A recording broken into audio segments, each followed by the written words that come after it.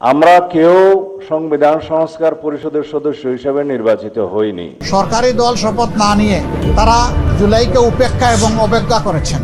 ত্রয়োদশ জাতীয় সংসদ নির্বাচনে বাংলাদেশ জামায়াতে ইসলামী নেতৃত্বাধীন ১১ দলীয় জোট ৭৭টি আসন পেয়ে রাজনৈতিক অঙ্গনে ধাক্কা দিয়েছে।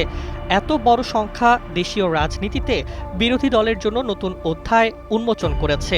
এই জোট শুধু বিরোধী দলের ভূমিকায় নয়, সরকারের নীতি ও সিদ্ধান্তের প্রতি চাপ প্রয়োগে শক্তিশালী অস্তিত্ব প্রদর্শন করছে। স্বাধীন বাংলাদেশের ইতিহাসে এমন বিশাল সংখ্যাগরিষ্ঠ বিরোধী দল আগে কখনো গঠিত হয়নি। তাই এবার জামায়াত ও তার জোট রাজনৈতিক আন্দোলনের কেন্দ্রবিন্দুতে দাঁড়িয়েছে। ভোটের ফলাফলেও তারা প্রমাণ করেছে যে জনমতের বড় অংশ তাদের সঙ্গে আছে। নির্বাচনে জোট প্রাপ্ত প্রায় ৩০ থেকে ৩৫% ভোট নিশ্চিত করেছে তাদের রাজনৈতিক শক্তির বাস্তবতা।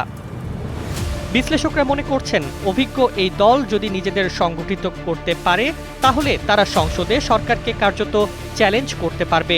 একদিকে সরকারি সিদ্ধান্তের প্রতি সমালোচনা, অন্যদিকে জনগণের স্বার্থে চাপ প্রয়োগ, এই দুইয়ের মধ্যেই তারা কার্যকরী বিরোধী শক্তি হিসেবে আবির্ভূত হচ্ছে। তবে ইতিহাসের ঘূর্ণিপাক এবং দলটির অতীতের কারণে একাংশের সমালোচনা ও সীমাবদ্ধতা এড়িয়ে যেতে পারবে না। তাই ভবিষ্যতের রাজনীতিতে জামায়াত কতটা কার্যকর ভূমিকা রাখতে পারবে, এটাই এখন রাজনৈতিক মহলে সবচেয়ে আলোচিত প্রশ্ন।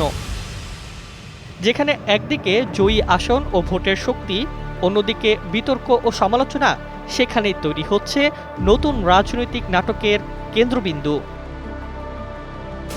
Desk report,